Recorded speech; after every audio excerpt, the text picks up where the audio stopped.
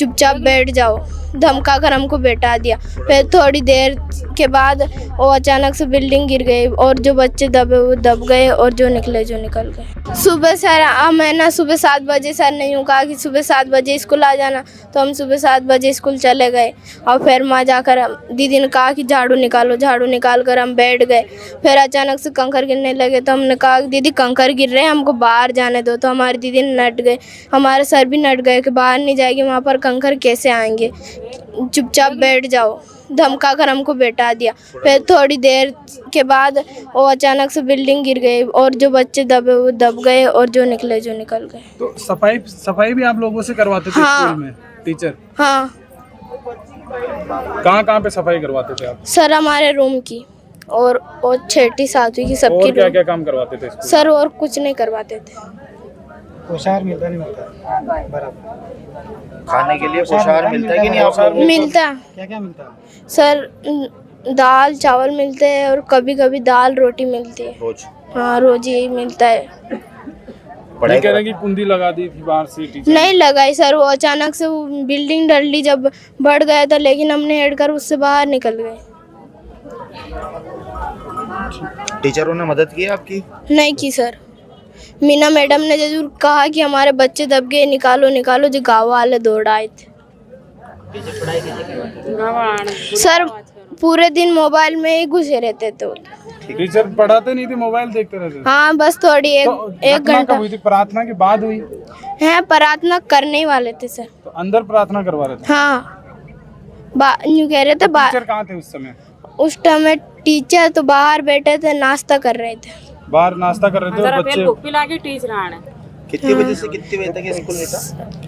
7 बजे से 1 बजे तक का है। साथियों, सबसे बड़ा सवाल आपसे, 2025 का भारत जहां बच्चे को पढ़ाने के लिए स्कूल तो है मगर छत नहीं है। राजस्थान के झालावाड़ जिले में सरकारी स्कूल की छत गिरने से 7 मासूमों की मौत हो गई और दर्जनों घायल हैं। क्या आप सोच सकते हैं कि स्कूल जाने वाले बच्चों की जान सिर्फ इसलिए चली जाए क्योंकि सरकार ने समय रहते मरम्मत नहीं करवाई। ये हादसा झालवाड़ा के पिपलोदी गांव के सरकारी मध्य विद्यालय में हुआ। सुबह की प्रार्थना सभा चल रही थी, तभी अचानक स्कूल के छत और दीवार भरभरा कर गिर गई। करीब 35 बच्चे मौजूद थे, 7 की तो मौके पे मौत हो गई, बाकी 28 से ज्यादा लोग अभी भी घायल। साथियों, इस घटना से जुड़ी हुई एक और बात सामने निकल के आ रही है कि छात्रों ने बताया कि पत्थर गिर रहे थे, उन्होंने टीचर को चेताया, लेकिन जवाब मिला कुछ नहीं होगा, क्लास में रहो। इस लापरवाही की कीमत 7 परिवारों ने अपने बच्चे को जान देकर चुकाई। स्कूल की इमारत करीब 78 साल पुरानी थी। पिछले कई वर्षों से इसकी मरम्मत नहीं हुई। बारिश के बाद दीवारों में सीलन थी, छतें दरक रही थी, लेकिन इसके बावजूद कोई निरीक्षण आखिर क्यों नहीं हुआ। अब 7 शिक्षकों को निलंबित किया गया, 5 के आदेश दे दिए गए। अब सबसे बड़ा सवाल आपके दिमाग में आ रहा होगा कि जब बच्चों ने इस घटना को बताया था कि छत की दीवारें टूट कर गिर रही हैं, तो आखिर इतनी बड़ी लापरवाही क्यों की गई? इस तरह का नज़रअंदाज आखिर क्यों किया गया? क्या सरकारी अफसर्स नहीं हैं? क्या उनकी पोस्टिंग नहीं है? क्या उनको टाइम पे सैलरी नहीं मिलती? आखिर वो इस तरह का नज़रअंदाज क्यों कर सकते हैं कि जहाँ पे सिर्फ इग्नोर करने की वजह से छत गिर जाती है और मासूमों की जान चली जाती है? इसकी जिम्मेदारी कौन लेगा?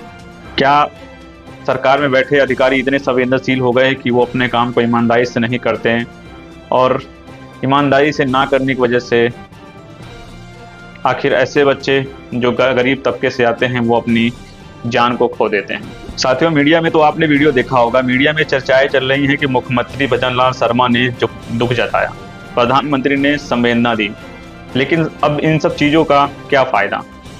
समय रहते बच्चों ने आगाह किया था, लेकिन अधिकारी टीचर इतने संवेदनशील थे कि इसको 101% नज़रअंदाज किया गया और नतीजा ये हुआ कि वो बच्चे आज अपनी जान से हाथ धो बैठे। शायद वो बच्चे इस दुनिया में नहीं है, नहीं तो वो चिल्ला चिल्ला कर ये बयां करते कि हमने बताया था लेकिन फिर भी कार्रवाई नहीं हुई।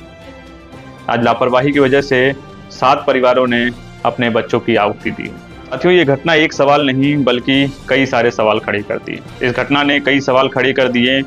क्या स्कूलों की मरम्मत की रूटीन जांच होती है? जब चेतावनी पहले से थी तो आखिर कार्रवाई क्यों नहीं हुई? एक सवाल आपसे कि अगर आपके बच्चे इस स्कूल में होते तो आप क्या करते? क्या आप चुप रहते? शायद नहीं। साथियों, इन बच्चों की जान किसी हादसे में नहीं गई, बल्कि सिस्टम के फेलियर ने उनकी जान ली है। तो यह घटना सिर्फ एक हादसा नहीं है, एक चेतावनी है।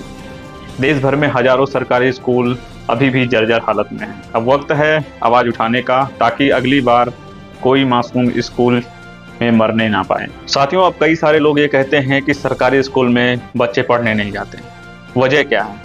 शायद कहीं ना कहीं एक बहुत बड़ी वजह सामने आती है कि उसकी मेंटेनेंस इस कदर नहीं होती है। तो सोचे बच्चों के दिमागों पर क्या इम्पैक्ट पड़ेगा। जहाँ पे सफाई नहीं है, सीटिंग की अरेंजमेंट नहीं है, व्यवस्थाएं नहीं हैं, स्कूल की छत से पानी टपक रहा है, और ऐसे माहौल में आप देख सकते हैं कि ये घटना कितनी भयानक है। अब ऐसे में कौन अपने बच्चे को सरकारी स्कूल पर भरोसा करके और भेजेगा।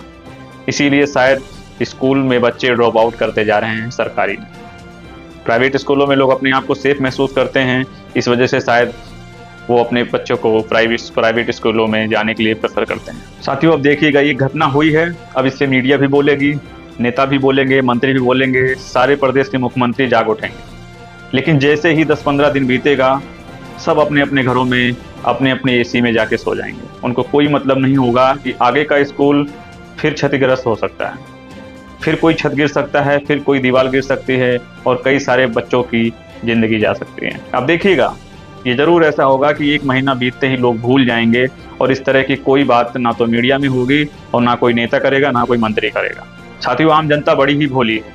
जब चुनाव का टाइम आता है तो ऐसे बातें उनके सामने रखी जाती हैं, आपके लिए ये कर देंगे, आपके लिए वो कर देंगे, लेकिन असल में ज़मीनी हकीकत पर कुछ नहीं होता है।